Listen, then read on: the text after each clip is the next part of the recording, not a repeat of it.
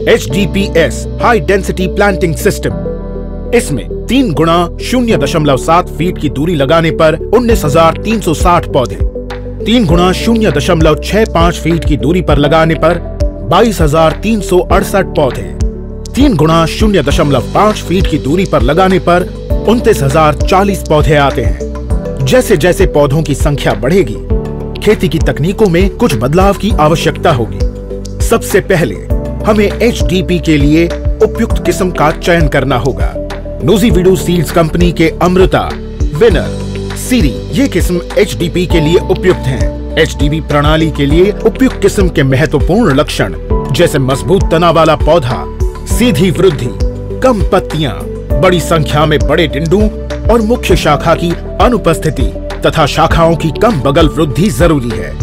पौधों की अत्यधिक वृद्धि को रोकने के लिए HDP प्रणाली का उपयोग करते समय ग्रोथ रेगुलेटर का 45, 65, 85 दिनों पर 3 बार छिड़काव करना चाहिए। ग्रोथ रेगुलेटर के प्रयोग का उद्देश्य पौधों की अनावश्यक वृद्धि को नियंत्रण करना तथा रस चूसने वाले कीड़ों की संख्या को कम करना है।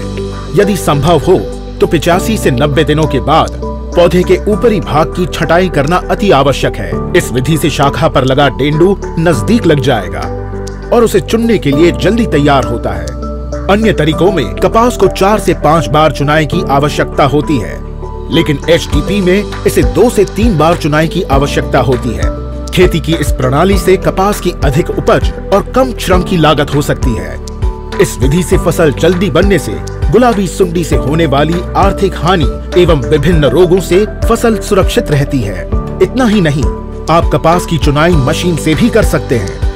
HDPS खेती के लिए उपयुक्त किस्म में डेंडू का आकार बड़ा और वजन बड़ा होता है और कपास चुनना आसान होता है। इस विधि में फसल की अवधि कम होने पर आप दूसरी फसल भी लगा सकते हैं।